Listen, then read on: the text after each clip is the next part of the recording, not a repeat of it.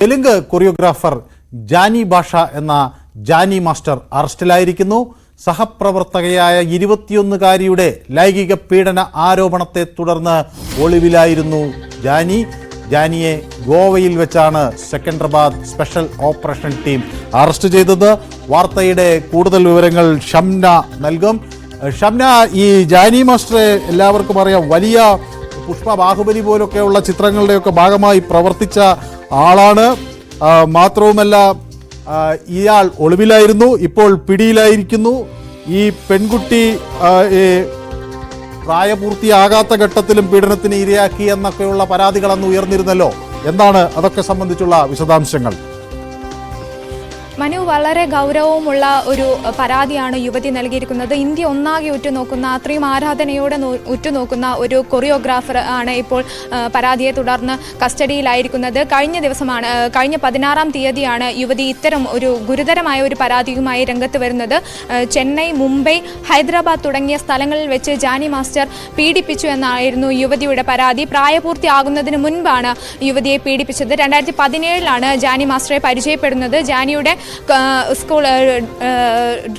Dance സ്കൂളിലാണ് യുവതി ഉണ്ടായിരുന്നത്. അങ്ങനെയാണ് ജാനി 2017 മുതൽ ജാനി മാസ്റ്ററെ പരിചയമുണ്ട്.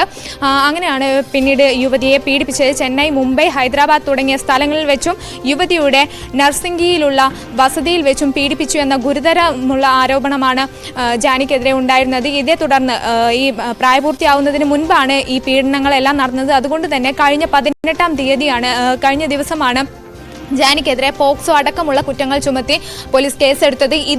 ഇതിന് പിന്നാലെ ജാനി ഒളിവിലായിരുന്നു. പിന്നീടാണ് സ്പെഷ്യൽ ഓപ്പറേഷൻ ടീം ജാനിയെ ഇന്ന് കണ്ടെത്തുന്നതും കസ്റ്റഡിയിലെടുക്കുന്നതും. എന്തായാലും ഇന്ത്യ ഒന്നാകെ വളരെ ആരാധനയോടെ നോക്കുന്ന ഒരു കൊറിയോഗ്രാഫർ ഇങ്ങനെ കസ്റ്റഡിയിലാകുമ്പോൾ അത് വളരെയധികം ഗൗരവമുള്ള ഒരു പരാതിയായി മാറുന്നു.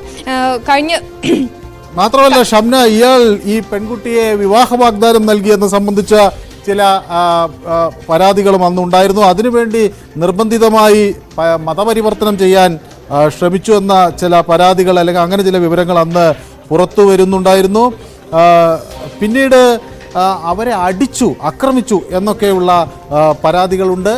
അങ്ങനെ ഈ വിഷയങ്ങൾ കൂടി ഈ അന്വേഷണത്തിൻ്റെ ഘട്ടത്തിൽ പരിശോധിക്കപ്പെടുമോ? തീർച്ചയായും മനു, കൂടുതൽ അന്വേഷണത്തിന് വേണ്ടി നർസംഗയിലേക്കുള്ള പോലീസിന് കൂടി ഇപ്പോൾ അന്വേഷണ സംഘം ഇത് കൈമാറുകയാണ്. യുവതിയെ വളരെ നിർബന്ധിച്ച് പീഡിപ്പിച്ചു, അല്ലെങ്കിൽ വിവാഹ വാഗ്ദാനം ഉൾപ്പെടെ നൽകി ഈ മതപരിവർത്തനത്തിന് ശ്രമിച്ചു തുടങ്ങിയ ആരോപണങ്ങളെല്ലാം വരുന്നുണ്ട്. എന്തായാലും ഇത് സംബന്ധിച്ച് കൂടുതൽ അന്വേഷണം ശക്തമാവുകയാണ്, അന്വേഷണം മുറുകുകയാണ്. ഇതോടെ എന്തായാലും വരും മണിക്കൂറുകളിൽ ഇത് സംബന്ധിച്ച് കൂടുതൽ വിവരങ്ങൾ പുറത്തു വരുമെന്നാണ് കരുതപ്പെടുന്നത്. എന്തായാലും മറ്റൊരു പ്രധാന കാര്യം, ഈ ജാനി മാസ്റ്ററെ സംബന്ധിച്ച് നമുക്കറിയാവുന്നത്, ഇദ്ദേഹം ഈ പവൻ കല്യാണിന്റെ ജനസേന പാർട്ടിയുടെ ഒരു പ്രചാരകനൊക്കെയായി നമ്മൾ പണ്ട് കണ്ടിട്ടുണ്ട്. അതോടൊപ്പം ഈ ജനസേന നമുക്കറിയാലോ, തെലുങ്ക് ദേശം പാർട്ടിയുമായി ചേർന്നാണ് അവിടെ ആന്ധ്രാപ്രദേശിൽ നിലയുറപ്പിച്ചിട്ടുള്ളത്. അത് NDA അലയൻസിന്റെ ഭാഗമാണ്. അപ്പോൾ സ്വാഭാവികമായും ഈ ജാനി മാസ്റ്ററുടെ ഈ പ്രവൃത്തി വലിയ രാഷ്ട്രീയ പ്രത്യാഘാതങ്ങൾക്ക് കൂടി വഴി തെളിക്കുമെന്ന കാര്യം വ്യക്തമാണ്. ജനസേന പാർട്ടി നേരത്തെ ഇയാളെ മാറി നിൽക്കാനൊക്കെ ആവശ്യപ്പെട്ടിരുന്നു. അപ്പോൾ രാഷ്ട്രീയമായുള്ള കൂടുതൽ പ്രതികരണങ്ങളിലേക്ക് കാര്യങ്ങൾ നീങ്ങില്ലേ? തീർച്ചയായും മനു, അങ്ങനെ തന്നെയാണ്.